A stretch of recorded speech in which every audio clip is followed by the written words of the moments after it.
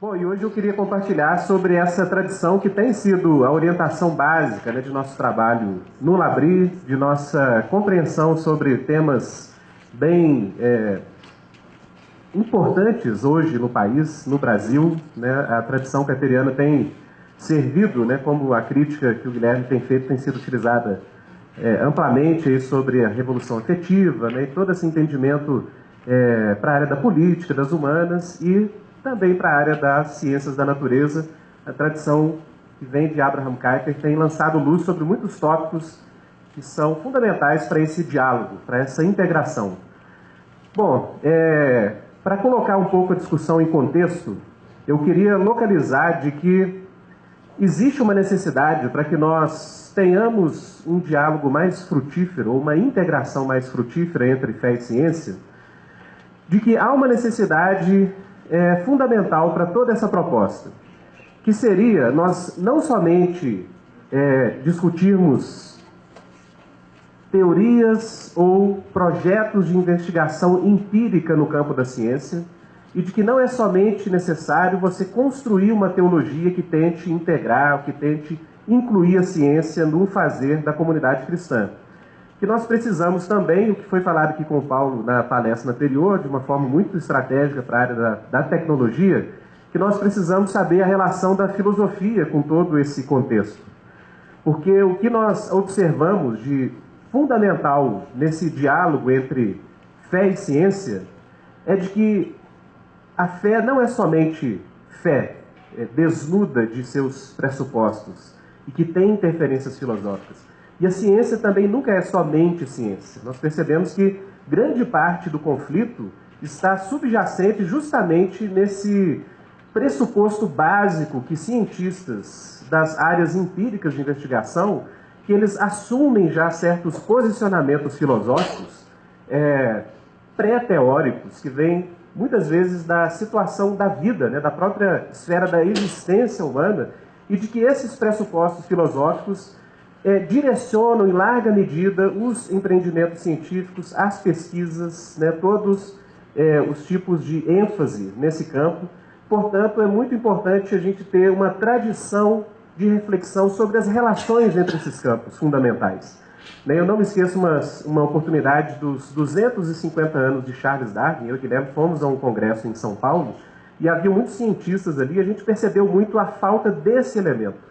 Porque muitos cientistas que não eram cristãos queriam saber o seguinte: olha, qual a intenção dos cristãos nesse diálogo? É provar para mim que Deus existe? Mas isso não é suficiente, porque eu sou um cientista, eu tenho uma vida para ser vivida nesse campo. Então, o que dava a entender é de que não havia por parte dos cristãos uma proposta de ciência normal, ou uma proposta positiva de investigação, ou de contribuir com o campo de investigação científica com uma visão, ou talvez com uma filosofia alternativa que tenha capacidade explanatória também. Então, o que parecia que a intenção dos cristãos era, sobretudo, apologética. Ou seja, você entrar no diálogo da ciência com a religião, sobretudo para tentar convencer o universo da ciência e do campo da construção científica de que Deus existe, ou de que a posição cristã é válida, ou de que há uma plausibilidade na ideia cristã de realidade. Mas o que nós sabemos e o que nós descobrimos, não só naquela ocasião, mas em outros contextos, é de que isso não é suficiente. Não é suficiente o envolvimento de cristãos com a área da ciência servir apenas como uma tarefa apologética. Porque, por exemplo, o que tem sido denunciado pela própria tradição que nós chamamos kuyperiana é de que existem várias tentativas por meio de uma ciência autônoma que não, digamos, coloca as cartas na mesa e que não abre as suas pressuposições para uma análise honesta, ou seja, esses pressupostos filosóficos sempre são retidos como se fossem a autonomia da razão sendo exercida, mas essa falta de honestidade no debate entre as correntes científicas, entre as correntes também filosóficas, ela contribui para o fechamento de muitas comunidades a um diálogo que seria mais frutífero. Portanto, o que Doerr, Kuyper e outros colocaram, e a gente vai aprofundar um pouco mais, é de que existem pressupostos que não cooperam para uma ciência mais ampla, ou que não cooperam para que a ciência saia de muitos dos seus guetos. e que muitas dessas filosofias, na verdade, passam não examinadas, elas não são declaradas, elas não são avaliadas, e isso contribui para muita confusão, né? Então, o Doiver sempre colocou um dedo na ferida, dizendo o seguinte: olha, no Ocidente, após a vinda do Iluminismo, várias correntes de pensamento diametralmente opostas partem de um pressuposto de que eles são racionalmente autônomos, ou seja, que há uma neutralidade que orienta o seu campo de pesquisa. Mas quando essas correntes alternativas sentam na mesa, ninguém tem a honestidade de colocar na mesa quais são os pressupostos que geram tanto conflito entre áreas de investigação, seja na psicologia, seja na área da sociologia, que é o meu campo, né, que você tem várias teorias tentando explicar comportamento humano, tentando explicar estruturação social, e quando você vai lá no ponto de partida, todos dizem: não, nós trabalhamos a partir somente da realidade empírica, mas os resultados, os programas de pesquisa são opostos nas conclusões, nos pontos de partida. Então essa cortina de fumaça que é lançada sobre os pressupostos filosóficos que existem diante da comunidade científica e também da comunidade religiosa, eles devem ter uma luz mais direcionada intencionalmente para revelar esses pontos de partida e para que o diálogo fosse e seja mais honesto. E isso é uma necessidade porque muito da nossa ciência se tornou, com o passar do tempo, fortemente reducionista.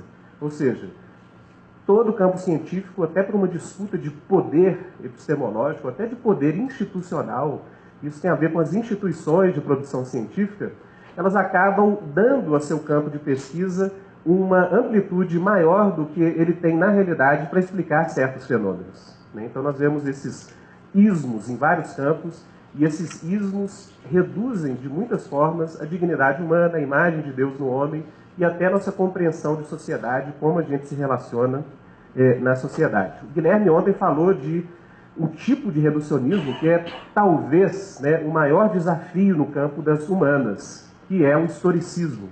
Essa tentativa de dizer que toda a construção social e cultural humana é parte do livre arbítrio do homem sobre a natureza. E de que a natureza, então, não colocaria nenhum tipo de constrangimento ou de objeção às suas ações livres, né? Então, hoje isso levado ao extremo, essa ideia de que você pode mudar seu sexo, você pode mudar sua identidade, você pode... daqui a pouco o pessoal deve estar falando que a gente pode até deixar de ser humano e virar um animal inferior. Isso é um direito, né? Porque esse conceito de plasticidade, de construção cultural e humana, chegou a um ponto que essa crítica ao historicismo se torna muito relevante e muito propícia no nosso momento. E eu queria chamar a atenção hoje para talvez um reducionismo que seja o maior dogma do campo, principalmente das ciências naturais, que não é minha área, mas a gente sempre dialoga, a gente sempre lê a respeito e dialoga, que é o naturalismo.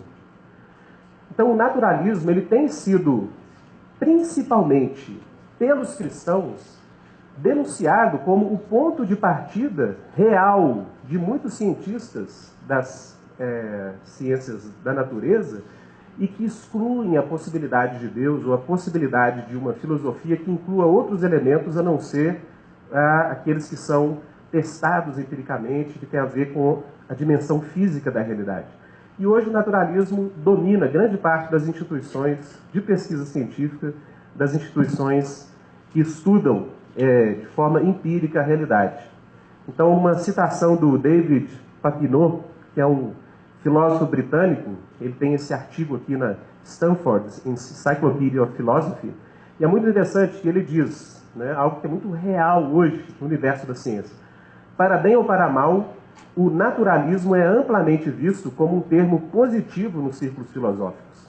Poucos filósofos ativos hoje em dia estão contentes em anunciar-se como não naturalistas. Quase todos hoje em dia desejam ser um naturalista. Então, quase uma questão também de identidade, né, profissional. E ele aqui falando da filosofia e como que isso tem orientado muito do campo da investigação científica. Alguns meses atrás foi um choque, né, na área da filosofia contemporânea, o Thomas Nagel, que é um filósofo norte-americano que rompeu com o naturalismo e assumiu algumas formas de panteísmo, né, como orientação filosófica, e foi um escândalo, né? É como se ele tivesse declarado que se converteu à fé cristã. Por quê? Porque ele denunciou as limitações do naturalismo e ele abriu a possibilidade, no campo da filosofia, para você ter uma noção de que existe uma mente, uma consciência que emerge, né, dos sentidos que a natureza revela. Então é quase um meio termo, né, entre o naturalismo e o teísmo. Só a identificação e abertura para a possibilidade de uma mente é algo muito chocante para um universo que é praticamente dominado pela filosofia naturalista. Mas como a gente identifica o naturalismo para os nossos fins nesse momento? Então eu utilizo aqui uma definição de uma tese de um brasileiro que escreveu na UNB, ano passado, fez um mestrado, uma crítica do naturalismo, foi algo até surpreendente de encontrarmos, né? E ele define o naturalismo com esses dois elementos principais. Primeiro, o naturalismo seria definido como uma exaltação da ciência como única forma de conhecimento confiável, ou seja, o empiricismo, né, como uma forma de conhecimento confiável, uma questão epistemológica muito forte. E o outro elemento é a rejeição da existência de seres sobrenaturais. Consequentemente, a rejeição das visões de mundo religiosas. Então, o naturalismo ele dá uma preferência muito forte para o método empírico e, por isso, ela tem uma tendência muito fisicalista, né? Ela tem uma tendência de considerar como real somente aquilo que tem uma base material ou física. E um segundo elemento é uma rejeição de todas as visões de mundo religiosas tradicionais. Então, para confirmar essa definição que a gente trouxe, o Quine, que é um grande filósofo analítico contemporâneo norte-americano, ele defende muito a tese de que o naturalismo seria a única forma de legitimação de uma ciência confiável, uma ciência necessária para a sociedade. E ele diz nesse contexto, né, de afirmação de que o naturalismo ele é, na sua essência, fisicalista. O naturalismo é, naturalmente, associado com o fisicalismo, ou materialismo. Eu não identifico um com o outro. Eu abraço o fisicalismo como opção científica, mas poderia ser dissuadido dele em bases científicas futuras, sem ser dissuadido do naturalismo. Ou seja, ainda que o naturalismo não possa ser reduzido ao fisicalismo, a base comum de entendimento do naturalismo hoje é de que toda a realidade que nós conhecemos, toda a realidade possível de ser conhecida, depende da física das coisas. Ou seja, sem o aspecto físico da realidade, para o naturalismo atual, não há realidades concretas. Não pode se conhecer algo que não seja basicamente físico. E do ponto de vista da negação dessas visões de mundo que incluem uma ideia de Deus, uma ideia de que existe algo para além da matéria, o próprio Alvin Plantinga, em um livro fundamental nesse diálogo contemporâneo entre fé e ciência, Where the Conflict Really Lies, ele diz o seguinte: o pensamento de que não existe nenhuma pessoa como Deus, ou qualquer coisa semelhante a Deus. Essa é a definição dele de naturalismo. Naturalismo é mais forte que o ateísmo. Você pode ser um ateu sem subir às maiores alturas, ou descer aos mais fundos abismos, do naturalismo. Mas você não pode ser um naturalista sem ser um ateu. Ou seja, o naturalismo, ele encerra a pessoa que o adota necessariamente numa visão ateísta. Você basicamente afirma de que não há realidades para além da física. Veja bem, essa é uma das formas que o reducionismo se manifesta. É você tornar realidades altamente complexas. Então, por exemplo, todo o sentido que existe na intencionalidade das ações humanas, ou na responsabilidade do ser humano como um agente moral, um agente que age de forma relativamente livre e que tem responsabilidades por causa disso. E você reduz uma complexidade, algo tão complexo quanto a estrutura de atos que é o corpo humano, a somente o seu aspecto físico, né? Então, aquela questão toda que envolveu a neurociência que o Briggs trouxe, é muito isso. Você tentar reduzir a responsabilidade humana, a noção de liberdade humana, você tenta reduzir essas realidades da experiência, talvez, existencial do ser humano, ou talvez fenomenológica, que todos experimentam, você tenta reduzir esses fenômenos somente ao componente físico. Então, o naturalismo é um sistema filosófico que tem pressupostos. Grande parte desses pressupostos não tem evidência empírica que os estabeleça. Muitos cristãos têm denunciado justamente isso, mas continua sendo um grande paradigma que orienta a ciência contemporânea, principalmente as ciências da natureza. Teve algum apelo para as ciências humanas no início da sociologia, né? O próprio Auguste Comte chamou a sociologia, então, de física social. Olha que interessante. Física social. A sociologia teria o mesmo método empírico de investigação do que a física, a biologia, outras ciências naturais, né? E o Durkheim foi um pouco além, mas continuou fundando a sociologia em analogias puramente biológicas. Ele reinterpretou todas as relações sociais em termos de um organismo vivo, de um organismo biológico. Isso é também uma expressão de reducionismo naturalista, no caso. E o meu ponto aqui então não basta para os cristãos somente lidarem com a dimensão da investigação empírica ou do diálogo de teorias científicas contra teorias científicas, ou do diálogo entre conhecimento científico e proposições teológicas. É necessário um meio de campo, digamos assim, filosófico, para você trabalhar, desconstruir, né, de uma forma apologética, sim, os sistemas filosóficos que reduzem a realidade, mas esse é somente metade do caminho. Porque a outra metade, o ponto importante aqui dessa palestra, desse momento, é de que cristãos deveriam propor uma alternativa a essas filosofias reducionistas que dessem, isso é muito importante, não somente para os cristãos uma capacidade de se envolver com a ciência de uma forma mais confiante, de uma forma mais frutífera, mas, sobretudo, para que o cristão possa colaborar com algum tipo de reflexão filosófica que possibilite níveis explanatórios da realidade que a ciência possa utilizar e que o naturalismo hoje já não fornece. Então, o que nós percebemos é que muitos projetos de pesquisa, muita energia gasta no campo da ciência é infrutífero até certa medida, porque ainda está atrelado a um sistema filosófico que não permite a observação de realidades mais complexas do que somente a matéria, do que somente o aspecto físico.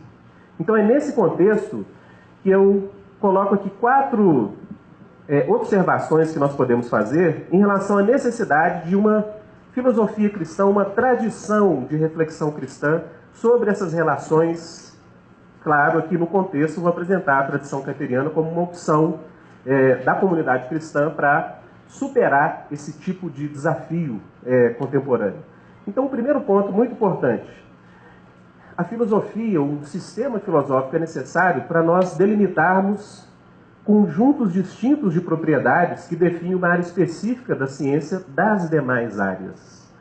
Então, algo que eu vou falar um pouquinho mais na frente, que Doerner sempre chamou atenção, é que ciência necessariamente precisa construir ou entender áreas limítrofes. Ou seja, todo conhecimento científico tem as suas áreas limites que a definem como um campo específico e que dão espaço para outras áreas da ciência existirem. Como a gente pode entrar numa universidade e perceber que existem vários departamentos, cada um responsável por pesquisas ou desenvolvimento de conhecimento em uma área específica da ciência.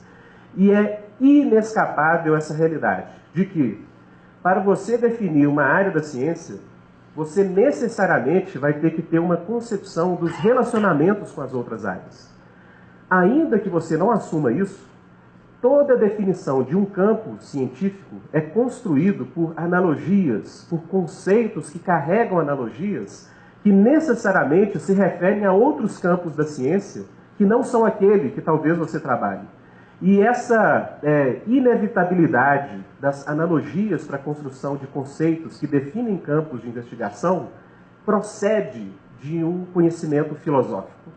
Então, um exemplo, um cristão nessa tradição hoje, Daniel Stross, um filósofo que hoje mora na África do Sul, ele tem tentado no seu trabalho de filósofo uma refundação dos conceitos básicos, por exemplo, da sociologia. Então, a preocupação dele e ele escreveu um livro que se chama Reintegrating Social Theory. É basicamente você observar as definições fundantes de um campo da ciência que hoje é dominado por reducionismos. Então, uma coisa clara que ele aponta é justamente essa tendência da sociologia de fundar a sua área em disciplinas científicas que não são próprias da sociologia. Um exemplo que eu dei é do Durkheim, que tentou fundar um campo de conhecimento a partir da estrutura biológica da realidade. Ou você, numa área mais de uma sociologia, talvez, de política econômica marxista, você tenta fundar o campo da sociologia por uma redução a uma dimensão econômica da realidade, explicar toda a sociedade em função dessas relações econômicas e assim por diante.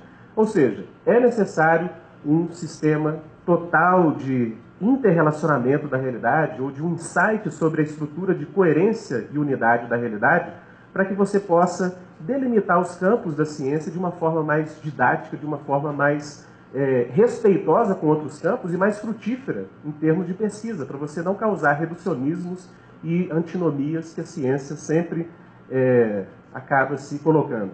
Outro ponto importante é a capacidade que um sistema de reflexão mais filosófico teria de denunciar reducionismos e antinomias em campos específicos de produção científica, anulando ou suprimindo aspectos fundantes da realidade dos fenômenos.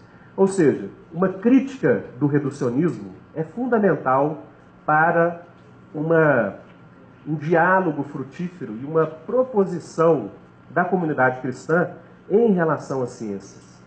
Então, hoje, nós percebemos que o próprio conceito de universidade, que na sua fundação, com as primeiras universidades que tinham uma herança cristã como pano de fundo, o próprio conceito de universidade era esse, uma unidade na diversidade. Uma unidade na diversidade. Os campos tinham um reconhecimento de que havia uma inter-relação entre eles. Hoje, os reducionismos dominam com tanta força alguns campos de conhecimento que os departamentos não dialogam, ou praticamente vira uma guerra entre os departamentos.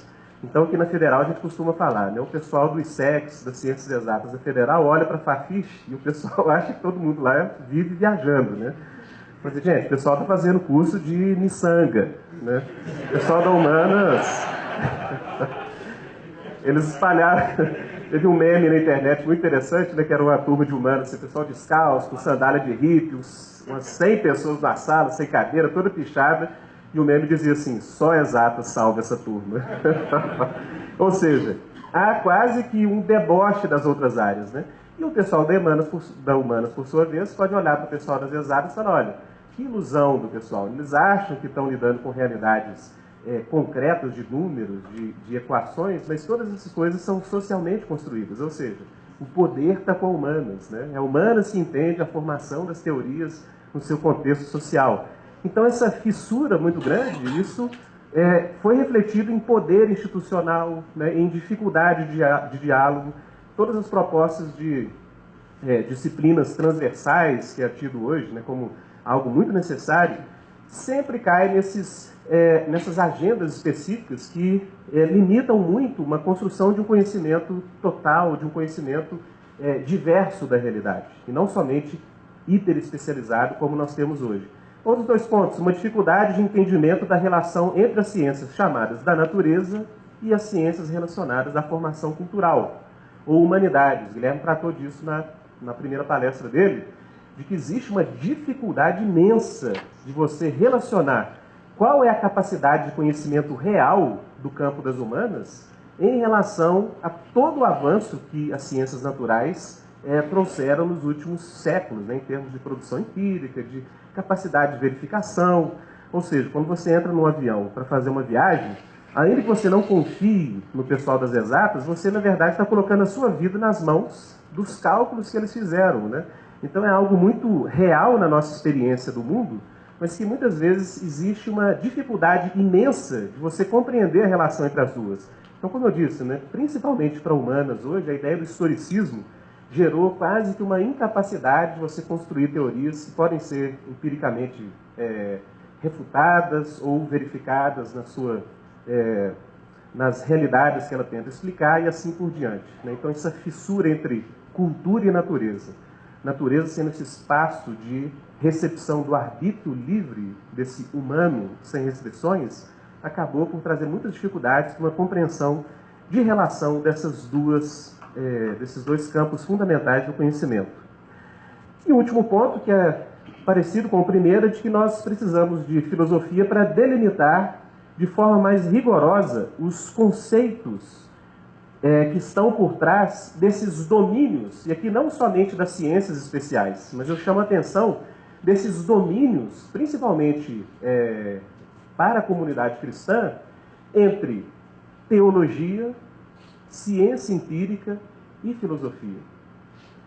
Então veja bem, o que nós percebemos no diálogo entre fé e ciência são saltos constantes de uma área para outra. Então você fala de uma ciência empírica, aí coloca um versículo, faz uma declaração teológica.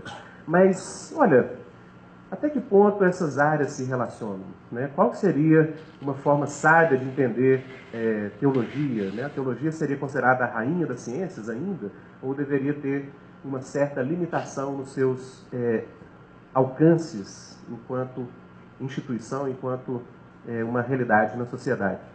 Então, gente, a partir desses desafios que eu coloquei, 4 aqui, a tradição neocalvinista, ou kuyperiana, como a gente diz, seria uma proposta de inclusão, ou uma proposta de possível adoção pela comunidade cristã, ou por muitos de seus membros, né? Então a Associação Kuyper é uma tentativa de caminhar a partir dessa tradição, e porque ela tem sido frutífera em dar respostas a essas temáticas que dificilmente você encontra diálogos por parte da comunidade cristã sobre esses pontos específicos. Então, gente, qual é a origem dessa tradição? E agora apresentando assim de forma breve, mais em relação ao conhecimento, né, a produção de conhecimento, tem muito insight dessa tradição que tem aplicações nas artes, né, na política e assim por diante, mas em relação a essa dimensão da ciência e do conhecimento científico, o que a gente pode ter de histórico aqui, básico, para a gente entender mais dessa proposta?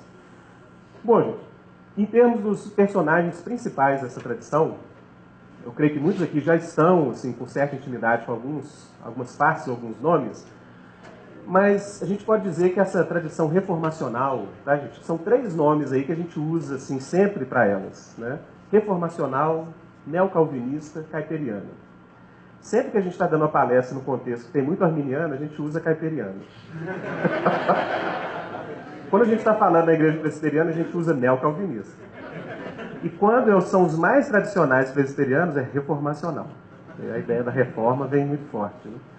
Então, gente, talvez o nome mais importante seja o Groen van Prinsterer, em termos históricos, é claro, que teve um insight básico no contexto dele. Ele era um arquivista da família real holandesa e era membro do Senado holandês.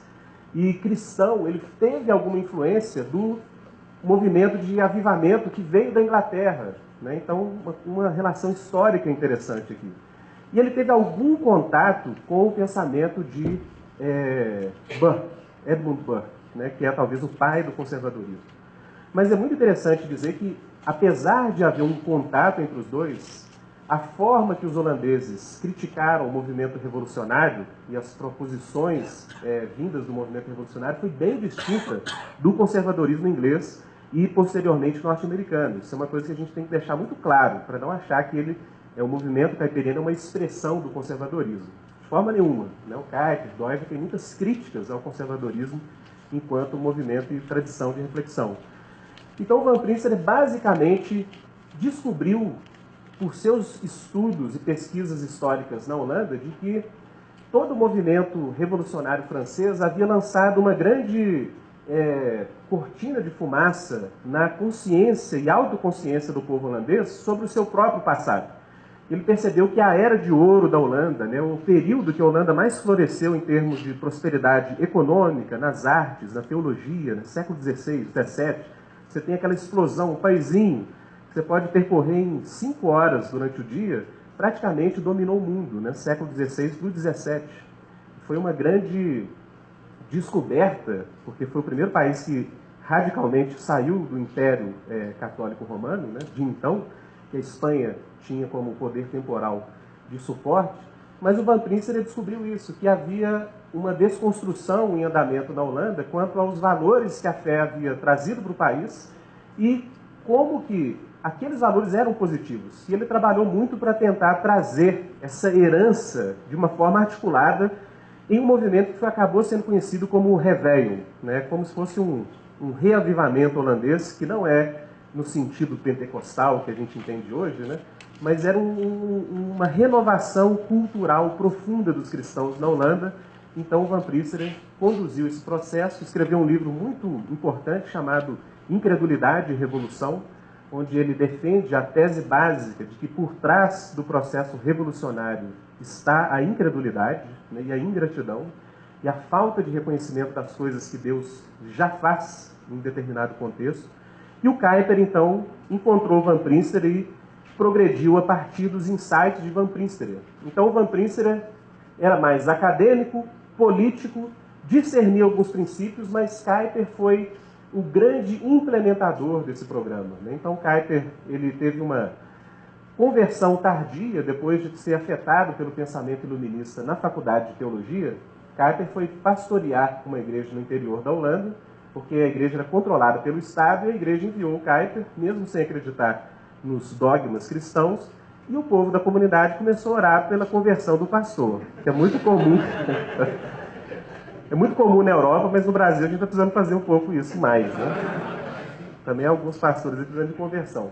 Mas, enfim, o que aconteceu no contexto do Kuyper é que ele retomou uma experiência de conversão pessoal, ele retomou esse zelo e esse reconhecimento que o Van Prinsterer já chamava a atenção, de que a Holanda precisava, de novo, ter uma renovação da presença cristã. Porque o secularismo do humanismo iluminista tinha, digamos, dominado grande parte das instituições do país. E interessante, o Kuyper percebeu algo que hoje a gente também tem muita dificuldade de ver. E a maioria absoluta dos habitantes holandeses ainda se consideravam cristãos. Ele olhava, olha, a população se diz cristã, mas todas as instituições, produções culturais, conhecimento, jornais, ciência, tudo exclui a possibilidade de um conhecimento cristão das coisas. Então o que aconteceu? E ele chegou a essa conclusão de que os princípios do humanismo haviam sido disciplinadamente trabalhados, criativamente elaborados, né? Houve toda uma disciplina do movimento humanista que, a partir da sua visão de mundo, eles conseguiram produzir muito conhecimento, dominar as áreas de produção intelectual, dominar as instituições políticas, as teorias políticas humanistas começaram a dominar todo o campo da cultura. Então ele teve esse insight de que cristãos, e isso é muito importante para esse contexto também, para Kuyper, e eu creio que é talvez parte do ethos da ABC2, para Kuyper, os cristãos não precisam usar seu conhecimento para defender a sua fé. Ele dizia que isso era uma tarefa covarde. Era como você se entrincheirar numa guerra e nunca partir para o campo de batalha. Ele dizia o seguinte, olha, os cristãos têm que parar de ficar defendendo o seu santuário, eles têm, na verdade, que ser criativos. E, a partir da sua proposição de vida, sua visão de mundo, a sua espiritualidade, criar cultura, criar instituições, criar conhecimento, criar ciência.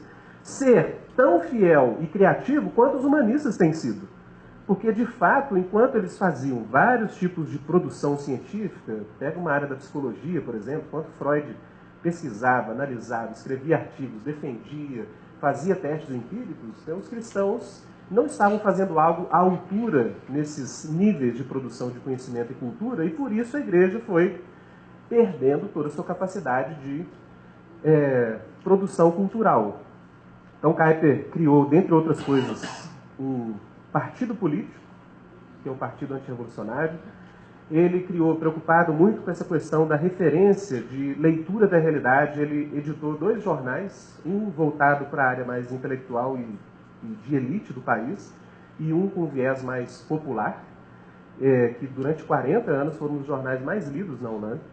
Ele fundou uma universidade, que é a Universidade Livre de Amsterdã. O partido político dele deu origem hoje, atualmente, ao Christian Union, que é um partido que tem essas raízes kuyperianas. Inclusive o primeiro-ministro Balkenende, né, até 4 ou 5 anos atrás, o primeiro-ministro holandês ele era kuyperiano, né, saiu do poder aos 4 anos. Então criou uma universidade com esse conceito de que você teria que, de novo, levar os cristãos para serem produtivos, criativos em termos culturais. E a universidade livre, né, certas pessoas falam assim, puxa vida, universidade livre em Amsterdã, imagina a bagunça que deve ser. Olha, uma coisa não tem nada a ver com a outra, né? O livre para Kuyper não tem relação com esse liberalismo libertino holandês de Amsterdã. Mas o livre, o conceito de livre, é que era uma universidade livre dos poderes institucionais do Estado e livre dos poderes institucionais da igreja institucional. Ou seja, era uma universidade que cristãos vocacionados para a área da ciência e produção do conhecimento poderiam exercer sua vocação de forma positiva e com liberdade de que suas crenças fossem levadas em conta na sua produção. Então, dessa área de produção de conhecimento, né, o Kuyper escreveu muito sobre muitas áreas, surgiu uma tradição filosófica, né, que eu vou aprofundar um pouquinho no tempo que a gente tem, que é curto aqui, mas Hermann Doiver foi um discípulo direto de Kuyper. Alguns exemplos, né, dessa escola: Bob Gutzler, que é um economista, consultor da FMI, foi senador holandês por mais de 20 anos, hoje é aposentado. O Egbert Stuurman, que estaria aqui nessa conferência, né, aqui em Belo Horizonte, mas que não pôde vir por problemas familiares, também aplicou os insights que Kuyper teve na área da tecnologia, né? O Paulo contou aqui, todos aqueles nomes que ele citou aqui são nomes de herdeiros dessa herança de tradição intelectual, tradição filosófica. E Doiver pode ser considerado talvez o filósofo do movimento, né? Kuyper teve insights muito ainda atrelados com a reflexão teológica que ele tinha, e o Doiver sistematizou aqueles insights iniciais do Kuyper e aprofundou muitas das suas agendas para a produção de um conhecimento cristão que rivalizasse, no bom sentido, né, que fosse, cooperasse com a produção cultural no mesmo nível das filosofias humanistas e das filosofias fruto do iluminismo europeu. Então esse movimento teve uma expansão no território da Holanda, teve muita reflexo em instituições cristãs dos Estados Unidos, Inglaterra e Canadá, que são os países mais afetados, e África do Sul também tem uma influência muito forte, e ramificações em vários outros países, né? Então hoje essa tradição está presente em muitos países, né? Brasil, África do Sul, México, tem pessoas na Rússia, Filipinas. Então é um movimento internacional com vários proponentes que tentam contribuir nesse diálogo também da fé e da ciência. Bom, em relação à ciência, o que o Kuyper trouxe de insight? O que foi inovador na proposta kuyperiana? Um ponto fundamental. Segundo Kuyper, não havia conflito nenhum entre fé e ciência. Nenhum. Né? Até em cima daquilo que o Briggs disse. O diálogo entre fé e ciência tem que ser bem qualificado quando nós falamos sobre ele, porque parecem dois campos assim, distantes, ainda que tenham se tornado em termos históricos e culturais, mas que para Kuyper não havia conflito, absolutamente. E a visão dele sobre o empreendimento científico é muito claramente delineada, principalmente no livro dele, Calvinismo, na Sacred Theology, que é uma obra de teologia, mas com propostas para a área da cultura, e um livro contemporâneo dele chama Wonder and Grace, que é propostas cristãs para a área da arte e das ciências. E ele defende algo muito simples. Ele diz, olha, o empreendimento científico, ele é uma dádiva que Deus deu aos homens para que explorassem a sua criação e a partir do conhecimento da criação, das estruturas potenciais da criação de Deus, o homem desdobrasse esse conhecimento no mandamento de domínio da criação. Ou seja, a ciência é, para Kuyper, até mesmo, um empreendimento mais fundamental do que a própria igreja. Olha que interessante. Em que sentido que ele diz isso? Porque, segundo Kuyper, se não houvesse o pecado, a ciência existiria. E você não necessitaria do remédio que a igreja traz, que é a redenção em Jesus. É óbvio, isso em termos teológicos, aquilo que a própria Bíblia nos traz. Mas para Kuyper, então, o empreendimento científico é um empreendimento profundamente humano. Porque o Criador colocou na estrutura do universo a capacidade no ser humano de entender as realidades, os fenômenos da criação que são múltiplos, variados, né? O Kuyper enfatizava muito aquele texto que diz que Deus criou cada um segundo e conforme a sua espécie, né? As árvores, a partir das espécies específicas. O que Kuyper queria dizer com isso é que Deus estabeleceu diversidade na criação.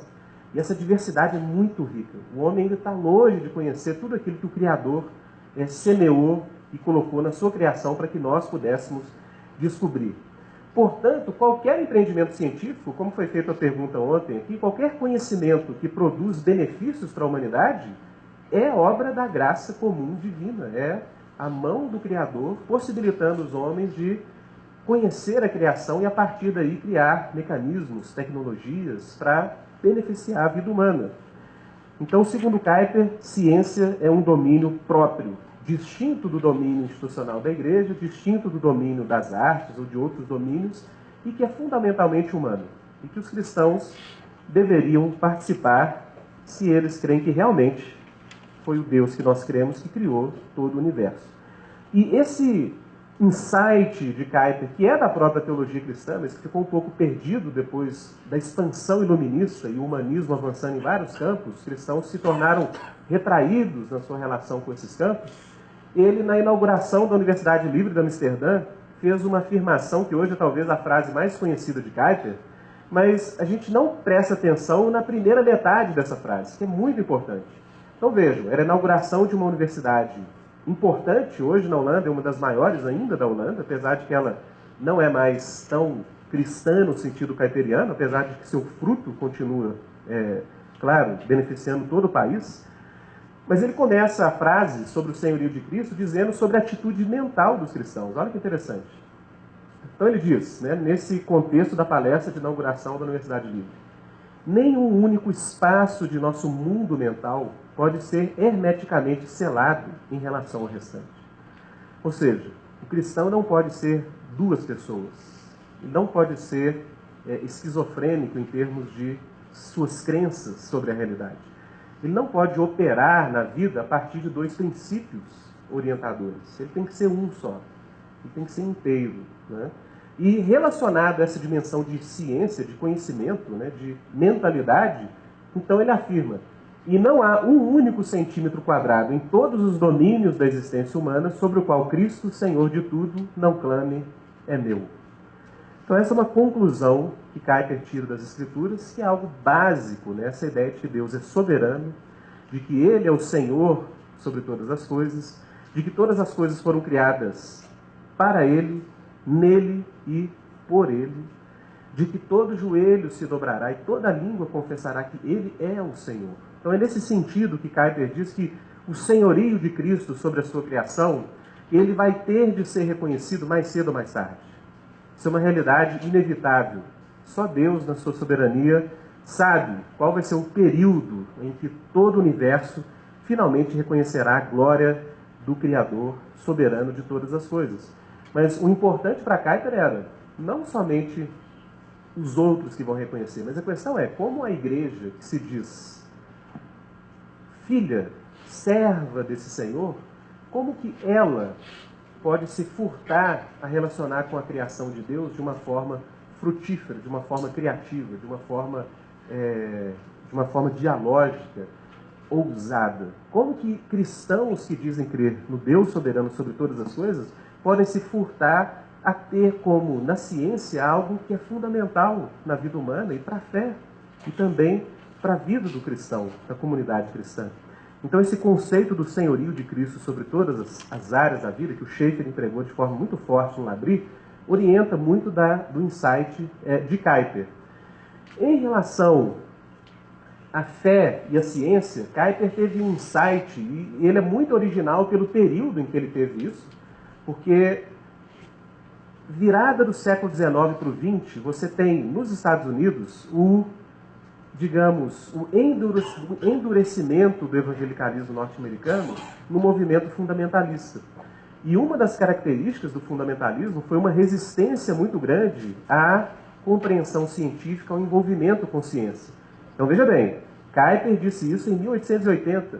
No início do século XX, enquanto nos Estados Unidos a comunidade evangélica se retraía em relação principalmente ao avanço do secularismo e do humanismo em várias instituições, Kuyper tinha um programa totalmente diferente na Holanda e depois trazendo isso também para os Estados Unidos. Então, em relação à fé e à ciência, o Kuyper teve esse insight de que não há conflito entre os dois e que, na verdade, são duas dimensões totalmente integradas na experiência humana, apesar de serem funções distintas, né? A gente vai falar um pouquinho, ou lidam com aspectos distintos da realidade.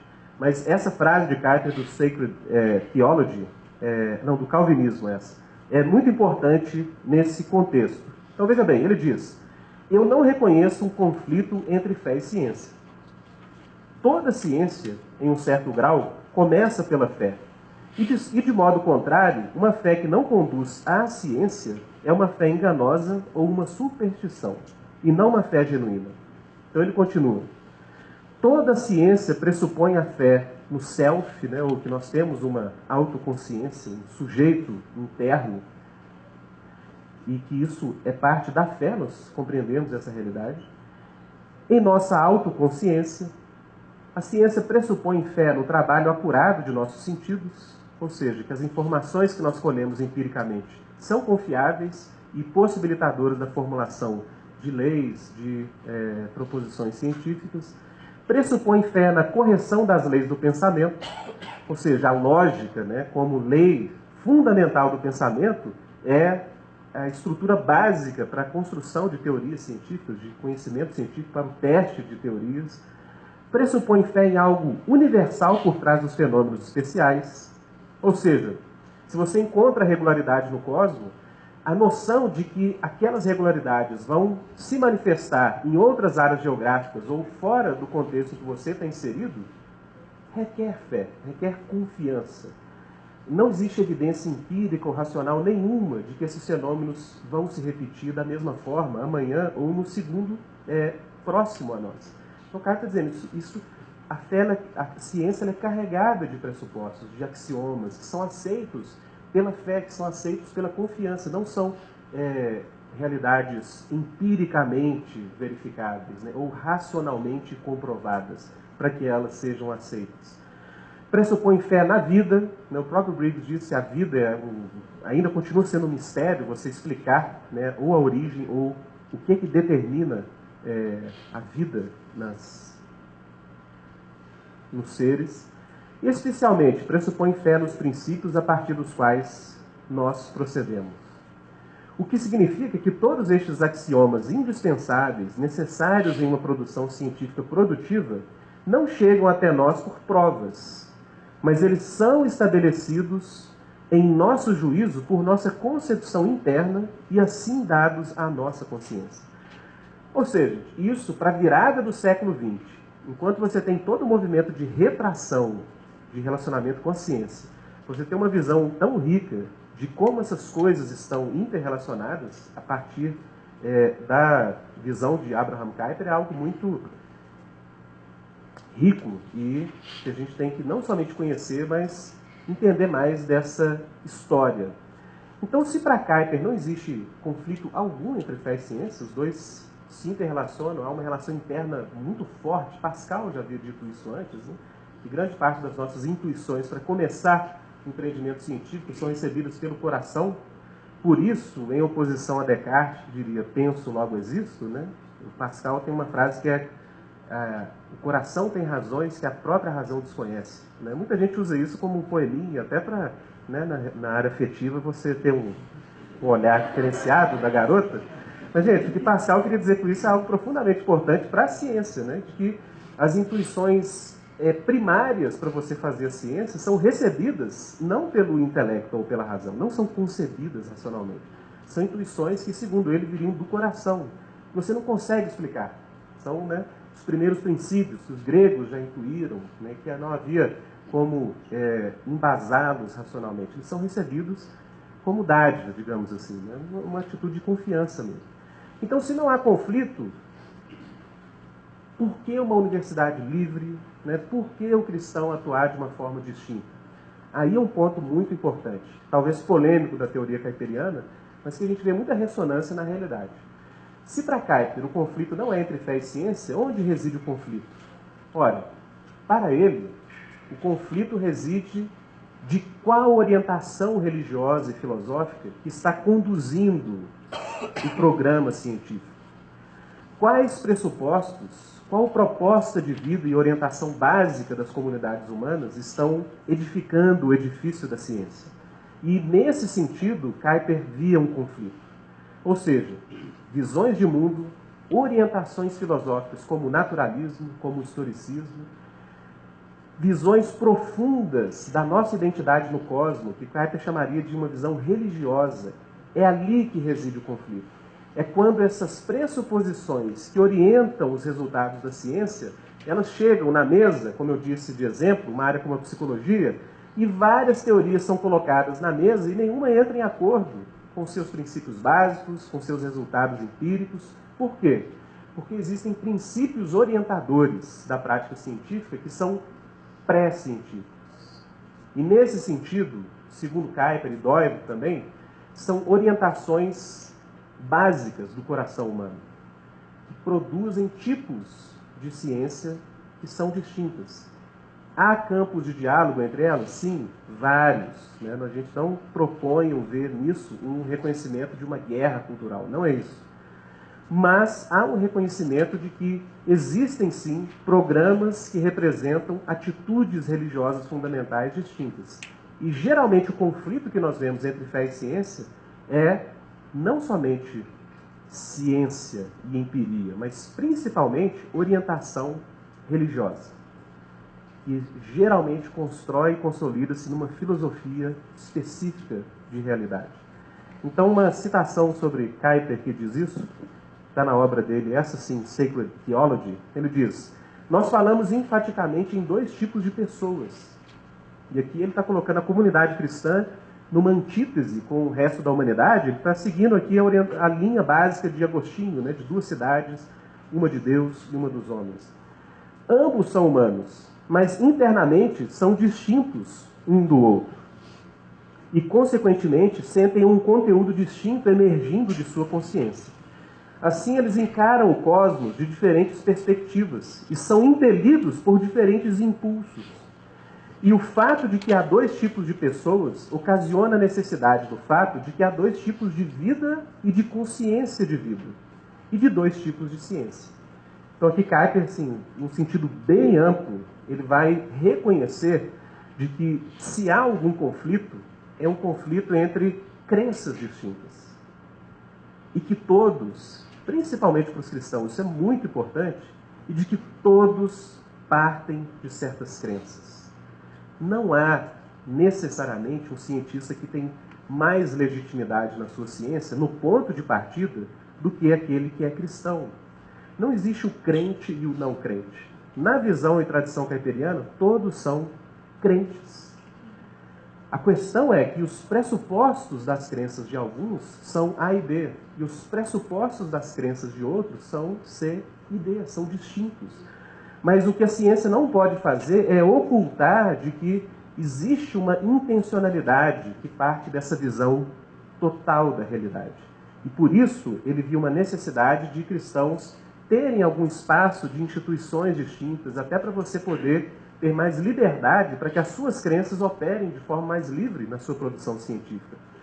E é por isso que a tradição kuyperiana participou na criação de muitas instituições, né, que tinham princípios confessionais na sua origem, desde uma universidade, passando por instituições de preservação ambiental, como a Rocha, né, do Peter Harris, como um sindicato canadense, que é o Christian Labour Association of Canada, um sindicato a partir de uma confessionalidade cristã. O pessoal conservador até arrepia quando a gente fala isso, mas é verdade. Então, gente, esses foram os insights básicos de Kuyper.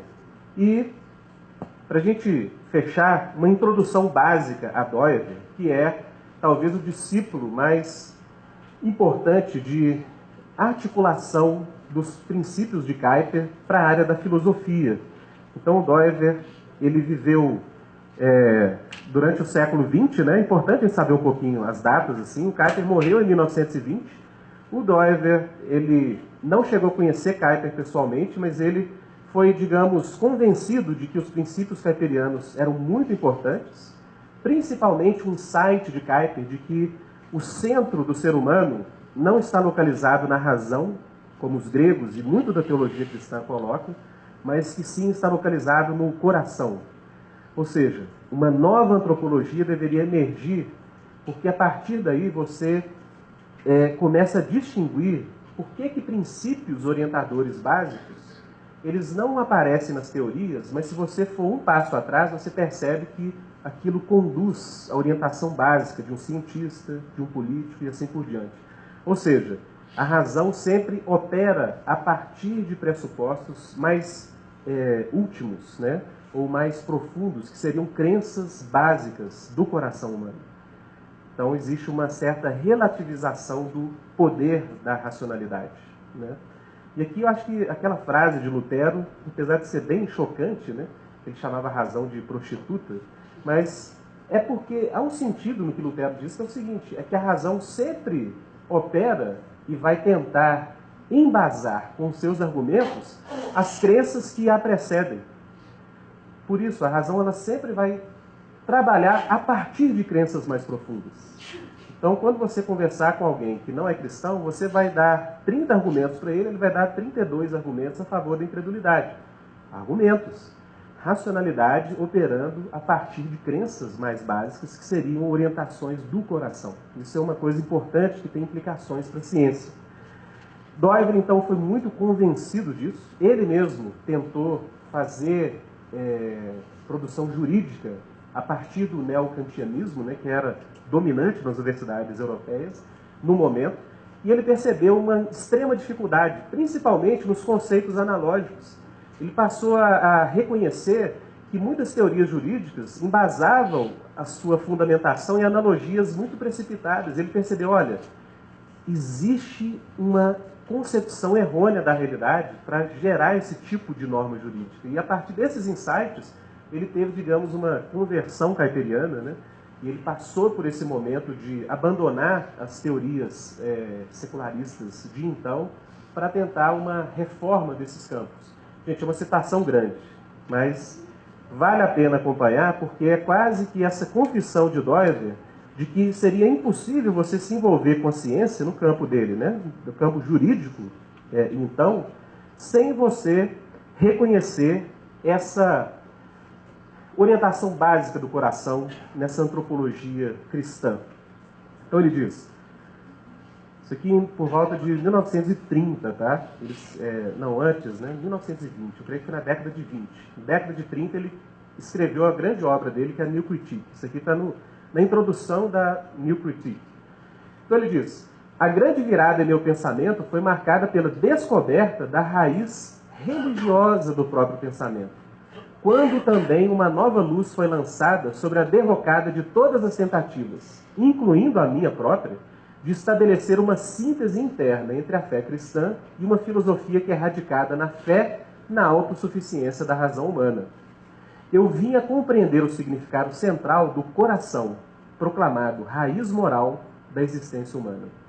Na base deste ponto de vista cristão central, eu vi a necessidade de uma revolução no pensamento filosófico, pensada em um caráter profundamente radical.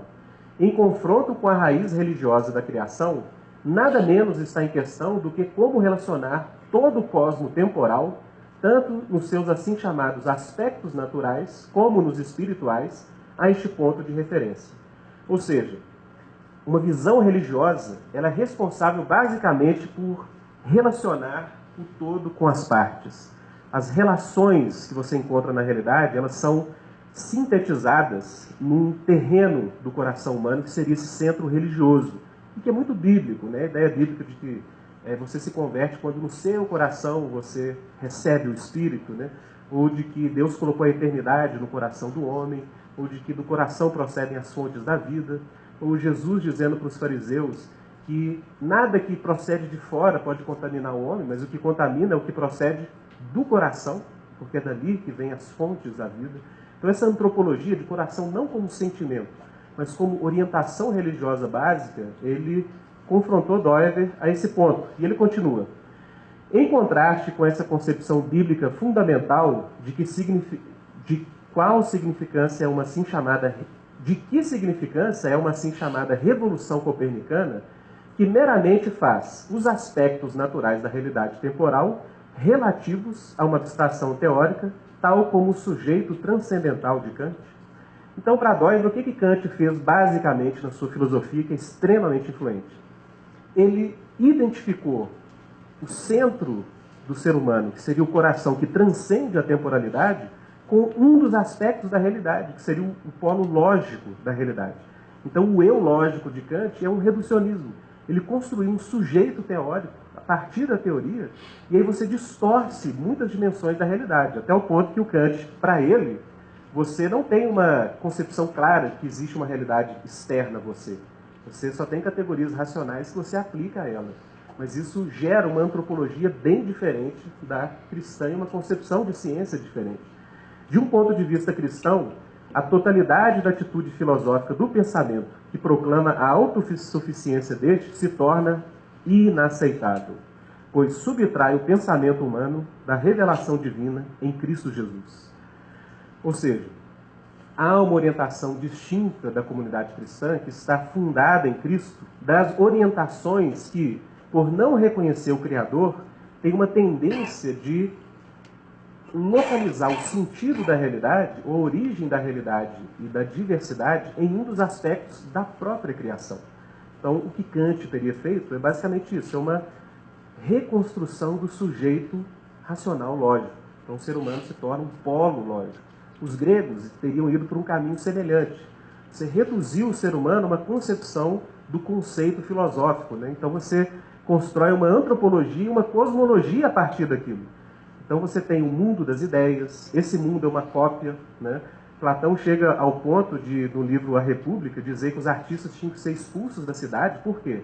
Porque eles reproduziam a cópia da cópia, ou seja, eles produziam a cópia da cópia. Quando o artista lida com imagens dessa realidade física, ele já está afastado da realidade das ideias. E quando ele cria uma obra de arte, você contempla a obra de arte, você está afastado duplamente. Qual era a resolução de Platão para a República? Expulsar os artistas da cidade. Então você tem toda uma concepção de ser humano, de cosmologia, antropologia, a partir de antropologias equivocadas, localizando a identidade humana em um dos aspectos da criação. Bom, então para Doyle, e a gente está caminhando para o fim aqui, você tem que construir uma ontologia, ou o cristão tem que colaborar no empreendimento de construir uma forma de analisar a realidade e filosofia aqui, fundamental. Qual seria a tarefa da filosofia para Kuyper e Doyle? Olha, gente, não é somente o amor à sabedoria, a filosofia não é somente a arte de questionar todas as coisas, mas basicamente, a tarefa básica da filosofia é você relacionar a coerência do cosmos com a sua unidade. É você construir aquilo que os gregos tinham da tentativa inicial, de onde vêm todas as coisas, né? Por que existe água, pedra, ser humano, animal, e você ter uma visão de totalidade. Então, Kuyper denominava a filosofia como tarefa básica da filosofia, que ela seria a disciplina arquitetônica do conhecimento. Seria a disciplina que, em lugar de voltar-se para um conhecimento específico, uma ciência empírica de uma área específica, a filosofia voltaria o seu olhar para as relações da realidade. Ou seja, para a totalidade do real e as relações entre as coisas. E essa é, digamos assim, a base da filosofia desde os gregos. Então eles estão quase reafirmando aquilo que os gregos faziam. Só que agora a partir de um outro ponto de vista, uma outra perspectiva inicial. Então, se Deus transcende a criação, se em Cristo Jesus nós somos livres da tentativa de nos localizarmos e identificarmos como uma das coisas criadas, que seria a tendência fundamental da ciência apóstata, digamos assim, com respeito, mas a gente pode dizer assim, então você teria que gerar na filosofia cristã uma visão de realidade que não colocasse como origem das coisas um dos aspectos criados, porque o Criador estaria fora dessa realidade.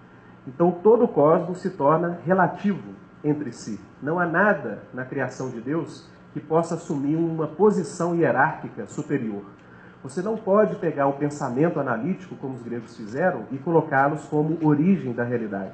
Você não pode fazer como por exemplo, o pensamento marxista teria feito, de pegar a dimensão econômica da realidade, de produção, consumo, distribuição, e achar que todas as demais estruturas dependem daquela. Você não pode criar um homo econômico, você não pode criar um homem que se reduza a um desses aspectos. Você tem que ter uma realidade aberta para que você seja livre para entender as ciências, entender a realidade e, principalmente, se entender enquanto ser humano diante de Deus. Então, nessa visão, as ciências elas são, digamos, ordenadas em um tipo de hierarquia, mas que não tem ordens de maior ou menor importância. Mas elas têm ordem, e o tempo é pouco para explicar isso, mas o que ordenaria esses aspectos da realidade é o tempo. Então, a filosofia do tempo em Doiver é muito importante, porque para ele, alguns aspectos são anteriores e outros posteriores, mas não em termos de importância, mas em termos de ordem temporal. E o tempo, Deus está acima do tempo, mas no tempo a criação organiza esses aspectos. Então, todas as coisas têm uma base numérica, por exemplo. Tudo você enumera. Você não vê o número, não toca o número, mas Deus tem normas que organizam a dimensão numérica. Quando você adiciona a dimensão do espaço, os números, eles se incluem em uma dimensão de extensão e você tem uma outra ciência emergindo, que seria a geometria, que é a matemática com a inclusão da dimensão do espaço. Se você tem um movimento que precisa dos anteriores, percebe? Anterior e posterior. Então, os anteriores são necessários, mas nenhum deles é mais ou menos importante. Então, com o movimento, você tem uma ciência específica que surge, porque é uma realidade que, com o passar do tempo, exigiu conhecimento humano e ciências foram fundadas a partir desses aspectos da realidade. Então, você tem a cinemática. Para você ter aspecto físico, você precisa de movimento. Então, tudo que é físico contém em si partículas, contém elementos que se chocam, se movimentam. Então, você tem a física emergindo desses outros aspectos. Você, para ter a vida, em uma célula básica de vida, você necessita de fisicalidade. Mas a vida é um aspecto distinto da física. Você tem tipos de propriedades e leis que ordenam a vida que não ordenam a matéria bruta. Então, isso seriam aspectos da realidade que vão compondo a estrutura da criação e ao ponto em que o homem emerge. Então, digamos assim, enquanto os animais viriam até a dimensão psíquica, os animais eles têm sentimento, eles têm um sistema neural, uma estrutura neural, eles não teriam uma capacidade de ordenação lógica da realidade, ou de uma capacidade de discernimento lógico. Alguns quase antecipam isso, alguns primatas principalmente. Mas para Doiver isso é uma característica que tem livre curso quando a imagem de Deus é introduzida. Então a imagem de Deus seria que a partir da corporeidade humana, você tem possibilidade de liberdade. Liberdade absoluta? Não. Você opera a partir das normas do Criador. Mas o ser humano pode desobedecer às leis da lógica, concordam? Por exemplo, tem muita palestra minha que o pessoal percebe que eu estou desobedecendo esse aspecto da realidade. E quando uma pessoa não ordena sua vida de acordo com esses aspectos, ela não é funcional enquanto ser humano. Então você pode falar que alguém perdeu a cabeça porque ele não consegue articular pensamentos lógicos.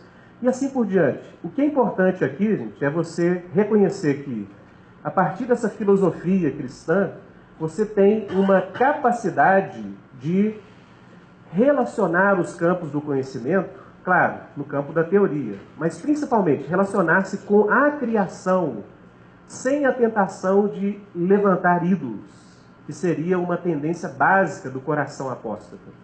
Porque, de novo, se você não admite Deus, a consciência humana ela é relacional por excelência. Você tem isso em Kierkegaard, você tem isso em Kuyper, em Doiver. Nós sempre derivamos nossa identidade de algo externo a nós. Então, o coração fora do Criador, ele vai tentar alcançar descanso, nas palavras de Agostinho, em algo que foi criado por Deus. Romanos capítulo 1. O coração humano tira o seu olhar de Deus e se orienta para a criatura. E a partir do momento que isso é feito, você tem uma tendência no campo da teoria, que é a nossa ênfase aqui, de formar o que a gente chama de reducionismos. E os reducionismos podem ser implementados em formas institucionais específicas e gerar formas de opressão terrível, né? Então, se você pega na Idade Média, por exemplo, nessa tradição caipiriana, você teria uma concepção de que a fé e as instituições que lidam com a dimensão da fé começaram a, digamos, dominar áreas da realidade que não seriam sua tarefa. Ou seja, a igreja institucional passa a ordenar a economia, a política, as artes, e com isso você tem um empobrecimento da realidade cultural, porque você concentrou poder em uma instituição que não deveria tê-lo. Você deveria ter as instituições livres, interdependentes, né, relativas entre si.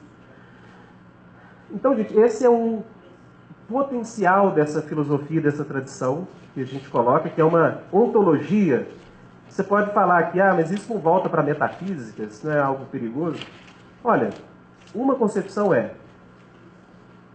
seria impossível um ser humano operar sem uma ontologia básica, uma forma de relacionar o todo com suas partes. Então, digamos, ninguém é isento de filosofia, nesse sentido de uma ontologia. Nós temos muito medo daquela metafísica que tenta raciocinar sobre anjos dançando em cabeças de agulha, né? Mas isso não é o caso. Essa aqui é uma tentativa fenomenológica cristã de você descrever a realidade sem que coloque na realidade ídolos teóricos ou dimensões da realidade mais fundamentais que outras. Uma outra contribuição de Doyle: se os aspectos da realidade são variados, se as ciências teriam que saber o seu lugar e servir no seu lugar, em diálogo com outras, mas respeitando as demais realidades, então, por exemplo, um físico não poderia tentar reduzir a dimensão dos números à física.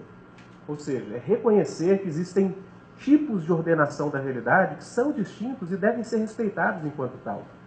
Ou um biólogo não poderia reduzir a dimensão da moralidade, da ética, a somente instintos biopsíquicos, como muitos ateus hoje têm tentado fazer e assim por diante. Mas um outro insight que isso traz, importante para a ciência, é de que você começa a compreender que certas organizações na realidade, de certas estruturas, que são chamadas estruturas de individualidade por Doyle, principalmente, elas têm uma dignidade própria e devem ser respeitadas. Ou seja, você não pode, até mesmo no campo de produção cultural, reduzir a legitimidade de certas instituições que lidam com certos aspectos a outras instituições. Ou seja, o poder cultural também deve ser concentrado na ideia de que Deus detém o centro desse poder.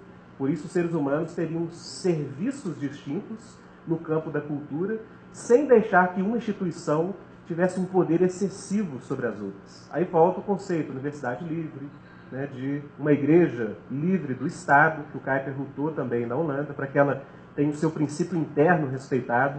E isso é o que na filosofia de Doyle é chamado de relações encápticas. É uma forma de reconhecer que certas estruturas, elas não derivam sua legitimidade ou existência ao todo. São sistemas que o próprio Criador ordena na realidade. Eu vou dar alguns exemplos aqui para isso ficar mais claro.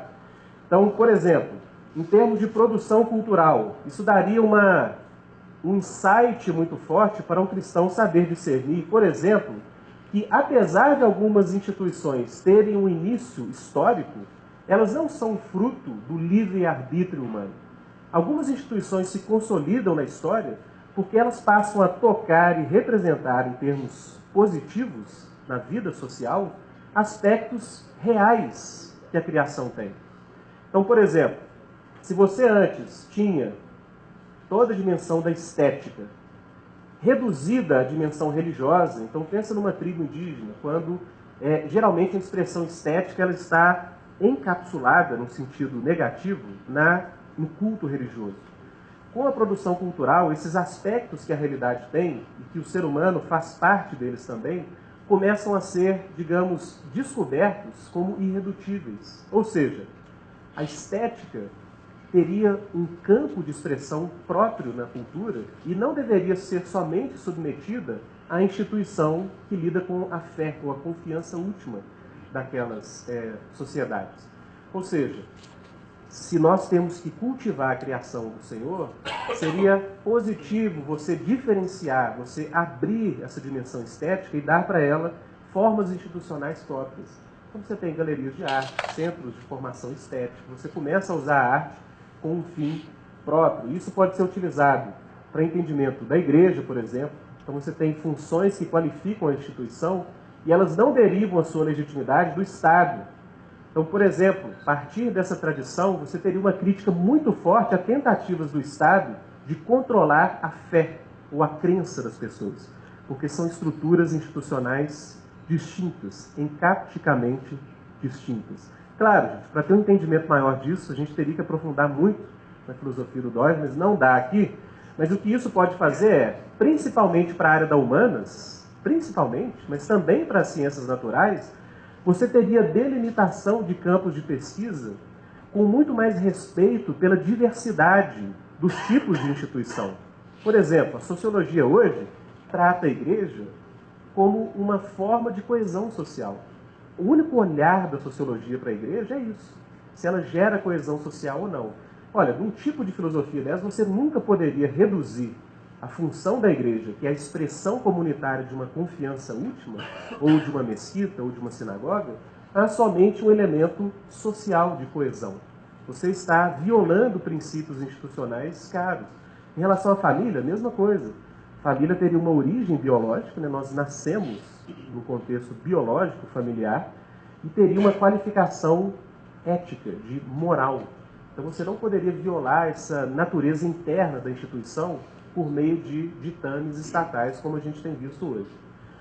Bom, gente, em termos institucionais, né, para quem vai no Labrito conhece essa pizzinha, a pizza de Jesus, que o pessoal fala, mas é basicamente o reconhecimento de que aspectos distintos da realidade, com o cultivo humano, que é obediência ao mandamento original do Senhor, essas instituições são descobertas, elas são diferenciadas. Isso não é só um processo da modernidade. Seria um processo de progresso histórico mesmo, de você abrir as realidades criadas para os seus potenciais internos. Ou seja, você é mais enriquecido enquanto ser humano quando você desfruta da arte no local apropriado, onde a arte é respeitada enquanto arte, não é arte pela arte, mas a arte enquanto arte. Você é mais enriquecido com esse tipo de cultura no seu entorno do que somente experimentando, por exemplo, uma arte reduzida à instituição eclesiástica, que no Brasil, né, seria a arte gospel. Só para a gente ter uma ideia aí do nível que a gente chega. Então, gente, essa leitura de estruturas encápticas é muito rica para a gente pensar a sociedade, relação entre ciências, pensar as relações entre as instituições.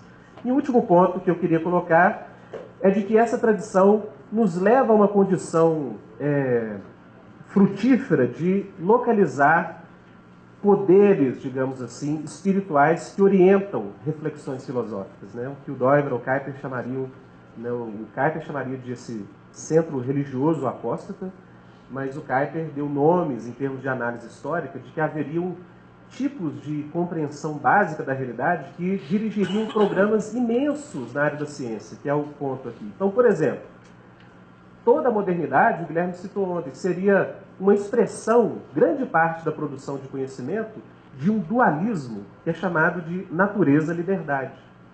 Ou seja, na tentativa autônoma, a partir da Renascença, de você controlar o mundo para o homem se emancipar daquela realidade religiosa anterior, você gera um motivo de domínio, que seria o motivo da ciência, para explicar todos os fenômenos, para construir técnicas de domínio, mas, ao mesmo tempo, o anseio pela liberdade, ele não é alcançado nesse processo. Por quê? Porque ao explicar todos os fenômenos como algo de causa e efeito, né, sistemas fechados, você acaba explicando o próprio ser humano em termos de causalidade fechada. Então você tem uma antinomia, você tem uma fissura no seio dessa cultura, né? Então você tem nas humanas uma tendência de apelar para o polo da liberdade, sem você considerar nenhuma restrição que a criação ou a natureza coloca em você. E no campo das ciências naturais, você tem toda a ideia de causalidade fechada. Então, esses motivos bases são denunciados e são importantes para serem considerados no diálogo entre fé e ciência, porque se nós não tocarmos essas dimensões, digamos que algo faltou na nossa crítica, ou algo faltou na nossa contribuição, né? Então, aqui uma última citação para a gente terminar, que o Doyle diz que a secularização da ciência não é um processo somente de que a ciência ganhou um novo poder na cultura, mas de que o tipo de ciência feito opera muito a partir de um motivo base distinto do cristão. Então, ele diria, esta secularização foi inteiramente alcançada sob a influência religiosa do humanismo moderno. E ele segue. É verdade que o humanismo afirmou categoricamente que o processo de secularização não era nada mais do que uma consequência lógica do gênio da própria ciência. Ou seja, a ciência em si mesma trouxe a secularização. E Doyle diz, mas este era, de fato, um dogma profundamente acrítico, que desmascaramos como tal em nossa investigação crítica da estrutura interna do pensamento científico.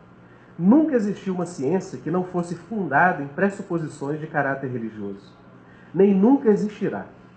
Isto quer dizer que toda ciência pressupõe uma certa visão teórica da realidade que envolve a ideia dos mútuos relacionamentos existentes entre seus vários aspectos. Lembra a relação entre o todo e as partes, entre coerência e unidade, diversidade e unidade, e que essa ideia, por sua vez, é intrinsecamente dominada por um motivo religioso central do pensamento. Bom, gente, diante do desafio do diálogo entre fé e ciência, o que eu coloquei basicamente é que nós não podemos deixar de fora desse diálogo, principalmente como comunidade cristã, a tarefa de construirmos críticas às pressuposições filosóficas de muita ciência que entra em conflito com a fé, alguns campos mais que os outros, e principalmente de contribuir com uma reflexão filosófica mais rica. Contribuir com uma reflexão filosófica que dê para o cientista talvez mais possibilidades de encontrar fenômenos na realidade que o naturalismo não tem fornecido, ou que o historicismo não tem fornecido. Há um filósofo holandês chamado Jacob Clausewitz, e ele tem tentado propor esse sistema de multiaspectual da realidade como uma possibilidade de enriquecimento para a biologia, por exemplo. Tentando demonstrar que você reduzir a vida a aspectos somente de leis físicas ou de propriedades físicas vai limitar o campo da biologia, talvez por décadas, até ela reconhecer que a emergência da vida é um nível distinto, é um nível com propriedades distintas do nível físico. E que enquanto você não reconhecer que a realidade tem esses lados ou esses aspectos, você vai empodrecer até mesmo os projetos científicos. Então, gente, tem potencial para aplicação. Diante desse desafio, a tradição kuyperiana pode ser um aliado importante aí, nesse diálogo e nessa produção científica. Tempo para perguntas? Vamos agradecer ao...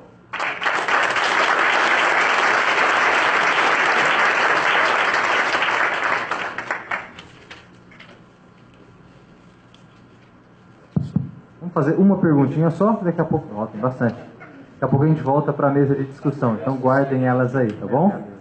Vou fazer, gentileza, a nossa dama que levantou a mão entre dois cavaleiros. Então...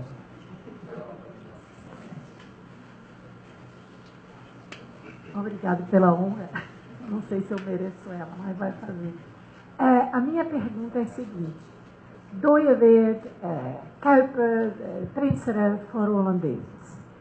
Agiram numa cultura completamente diferente da nossa. África do Sul nos demonstra que Doyeweerd não conseguiu mudar um racismo